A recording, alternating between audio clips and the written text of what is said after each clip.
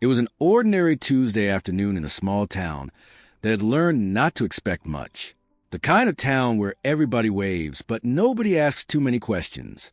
Where the diner on Main Street still has the same menu it had in 1987, and the gas station attendant knows your name before you say it. A town that had seen better days and made its peace with that, mostly. Elena Wright was 68 years old, and she was driving alone. That was nothing unusual. Elena was always alone. Not the loud kind of alone that makes people uncomfortable at dinner parties. The quiet kind. The kind that settles into a house over years, slowly, like dust on the furniture you stop noticing. Her husband, Raymond, had passed 9 years ago. Her children, David and Carol, lived their lives 2 states away. They called on birthdays. Sometimes Christmas. Elena kept a calendar on her refrigerator with the dates circled, and she told herself that was enough. Because what else do you do when you've already said everything that could be said about it? She was heading nowhere in particular on that Tuesday. Just driving. The way you do when the house gets too quiet and the walls start to feel like they're listening. She never made it to wherever she wasn't going. Somewhere on Route 9, just past the feed store with the faded sign, Elena's body decided it had something urgent to say. Her vision blurred at the edges. The steering wheel felt suddenly far away. Her chest, not pain exactly, but pressure, like someone had placed a careful hand there, and was pushing, slowly, without stopping. The car drifted. She got it to the shoulder. Barely. And then she just sat there, one hand on the wheel, one hand pressed to the side of her face, trying to remember how breathing worked. The Peters Road riders were heading back from a run that afternoon.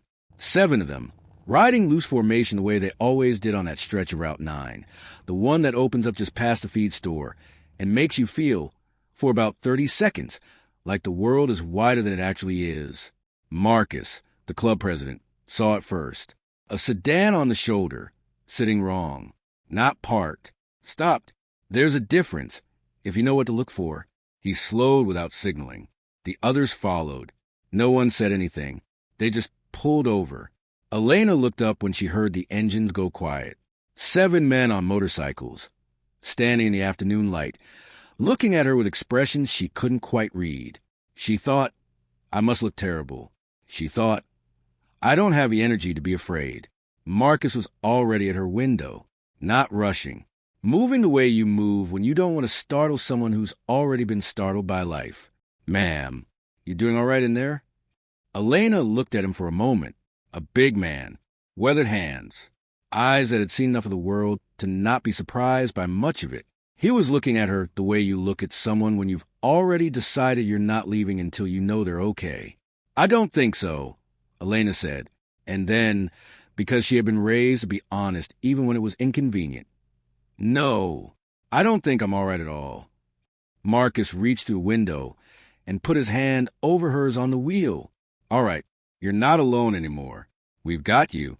They called 911. One of the younger riders, a big, quiet man named Terrell, crouched beside her door and talked to her the whole time. About nothing. About the weather. About the diner on Main Street. And how the pie, there was something worth staying conscious for. He didn't stop talking, because he understood instinctively that a voice is sometimes the most useful thing you can offer a person who is slipping. The ambulance came in 11 minutes. The Peters Road riders did not leave. They stood on that shoulder of Route 9 while the paramedics worked, and when the ambulance doors closed and pulled out onto the highway, 7 motorcycles followed it all the way to the hospital. Nobody had asked them to. They just did. County General was not a large hospital. The waiting room had 12 chairs, a television mounted too high on the wall, and a coffee machine that had been broken for so long that someone had taped a handwritten sign on it that simply read, sorry. The Peters Road riders filled most of those chairs. They sat the way men who aren't used to waiting learn to sit. Not quite comfortable, not quite restless. Somewhere in between. Marcus had his elbows on his knees. Terrell stared at the television, without seeing it. The others did variations of the same thing. Each one working through whatever it is you work through when you've just done something you didn't plan to do, and you're not quite sure why it felt so necessary. A nurse came out after 40 minutes and told them Elena was stable. Cardiac episode, Not a full attack, but close enough to count as a warning. "Are you family?" the nurse asked. There was a pause. "We're the ones who stopped," Marcus said. The nurse looked at them for a moment. Then she said, "She's asking if anyone is here for her." Another pause. Longer this time. "Tell her yes," Marcus said. In that entire hour, not one person who knew Elena Wright walked through those doors. Not a neighbor. Not a friend from church. Not a child. Nothing. Just 7 men in motorcycle cuts who had been strangers to her 90 minutes ago, sitting in plastic chairs under a television that was too high on the wall, waiting to find out if she was going to be all right. Terrell was the one who finally said it. Quietly, to no one in particular. Nobody came. It wasn't a question. It wasn't an accusation. It was just the truth of it, spoken out loud, because sometimes the truth needs to be spoken before it can be properly understood. Marcus looked at him. No, nobody came. They sat with that for a while. When they finally let someone in, Marcus went. Elena was propped up in a hospital bed, looking smaller than she had on the roadside. The way people sometimes look smaller inside institutions, like the building is too large for what it's doing to you. But her eyes were clear. She tracked him from the doorway to the chair beside her bed with an expression that was somewhere between gratitude and wonder. "You're still here," she said. "We're still here," Marcus said. She looked at him for a long moment. "Why?" It was a genuine question, not rhetorical, not self-pitying. Just why? She truly wanted to know what kind of person stops and stays. Marcus thought about it. "Didn't feel right to leave," he said finally. "That's all." Elena nodded, like that was the most sensible thing anyone had said to her in years. "What's your name?" "Marcus." "Elena." She held out her hand, and he shook it. "Thank you, Marcus, for stopping, for staying, for all of this. Don't mention it." "I'm going to mention it," Elena said, "every day for the rest of my life." They drove her car home. Marcus rode beside the car the whole way, the others trailing behind. And when they pulled up to her house, a small white house on Birch Street with a porch that needed painting and a garden that was still fighting its way through the season, he walked at her door, made sure she had food in the kitchen, wrote his number on the back of a gas station receipt, and told her to call if she needed anything. "Anything at all," he said. "That's a big promise," Elena said. "I know." She looked at him on her porch, this big man in a motorcycle cut who had followed an ambulance to the hospital because it didn't feel right to leave. She held the gas station receipt in both hands like it was something valuable. "Good night, Marcus," she said. "Good night, Elena," he said. He rode home. And the whole way back, something sat with him that he couldn't quite name. Not guilt, not satisfaction. Just a kind of low, steady awareness that some things happen for reasons you don't understand until much later, if you're lucky. They went back. Not all of them, not all at once. But they went back. Marcus first. The next morning, to check on her. Then Terrell, who brought food from the diner because he'd thought about the pie thing and decided it wasn't just something you said to keep a scared woman conscious. It was actually true. Then 2 more of the club, a few days later, because Marcus had mentioned she needed her porch painted, and 4 hands are better than 2. Elena fed them every time.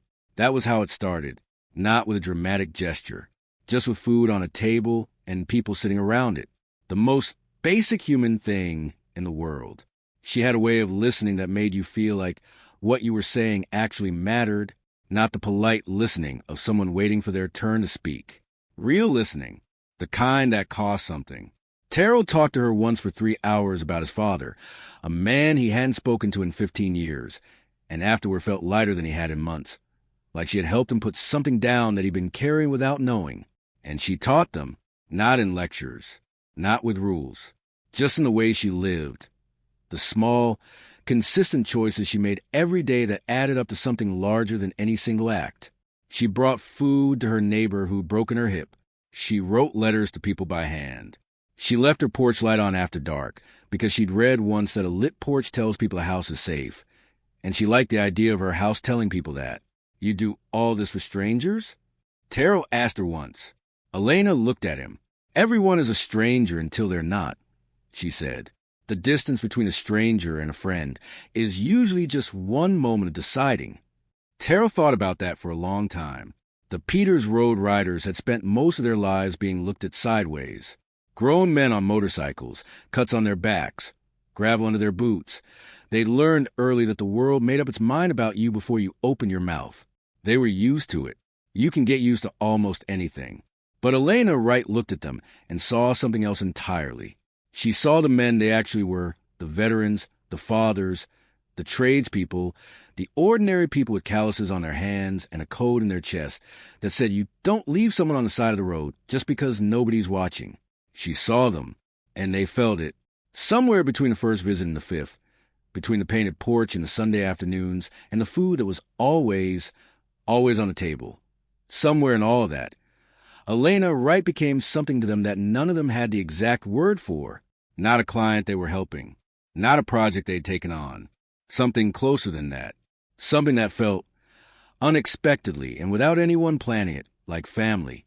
It was a Saturday afternoon in early October when they came. The Peters Road Riders were at Elena's house, Marcus fixing a hinge on her back gate, Terrell inside helping her move a bookshelf, two others on the porch with coffee, when a car pulled up on Birch Street and sat there for a moment before the doors opened.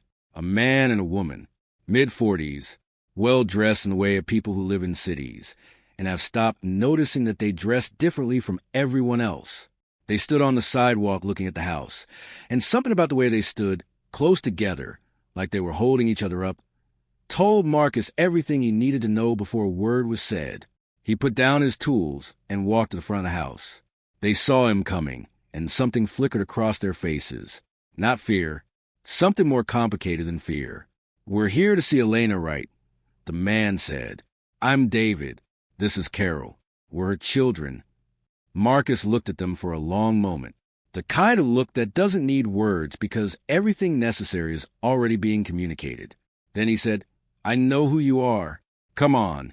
He knocked on the front door himself, opened it, stepped aside. Elena came out of the kitchen with a dish towel in her hands. She saw her children standing in her doorway, and she went very still. The way you go still when something you have rehearsed in your mind for a long time is suddenly actually happening. David's jaw worked. Carol had already started crying, quietly, the way people cry when they've been crying on and off for days already, and there's nothing left to do but let it happen. "Mom," David said, and then he couldn't say anything else for a moment. Elena looked at them, and what was on her face was not anger. It was not the cold satisfaction of someone who'd been proven right about their loneliness. It was not the complicated performance of forgiveness that makes the forgiver feel large and the forgiven feel small. It was just love, plain and steady and entirely unconditional. The same love she'd had for them since the day they were born, sitting there completely intact despite everything.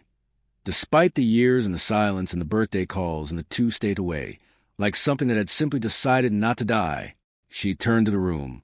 Marcus, Terrell, the others, all of them watching from where they'd naturally gathered.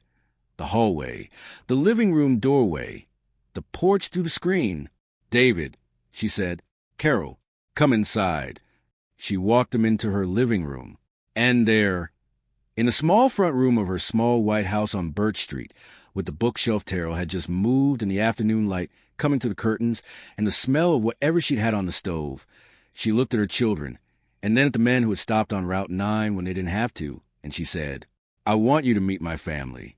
Not her friends, not the people who helped her, not the motorcycle club. Her family. David and Carol stood there and understood, with the full weight of what understanding sometimes costs, exactly what that meant. They heard what was in it. The months they hadn't come, the hour in the waiting room with no one there, the gas station receipt on the kitchen counter with Marcus's number on it. They heard all of that inside those 3 words, and they didn't look away from it. To their credit, they didn't look away. The conversation that followed was not easy. Real conversations about real things rarely are. There were apologies that came out halting and insufficient and true anyway. There were silences that lasted longer than comfortable. There were moments when Carol covered her face and moments when David stared at the floor. The Peters Road Riders made themselves scarce, drifting to the kitchen, to the porch, giving the family room to do what needed to be done. But they stayed close, because Elena had called them family, and family stays close when things are hard. What they heard from the kitchen, from the porch, in pieces and fragments, was Elena's voice. Steady, warm, without the sharpness you'd expect from someone who had earned the right to be sharp. "You came back," she told her children. "That's what matters to me. You came back." And then, a little later, softer, "Everyone gets lost. The question is what you do when you find your way home." Terrell was standing in the kitchen doorway when he heard her say that. He stood there for a moment, dish towel in his hand, and thought about his father, about 15 years of distance, about the thing he'd put down after talking to Elena that day, and how it hadn't quite gone all the way down. He pulled out his phone, found the number he hadn't called in longer than he wanted to count. He looked at it for a while. Then he went back to the kitchen, because some things you have to work up to. But the working up had started, and that was Elena, too.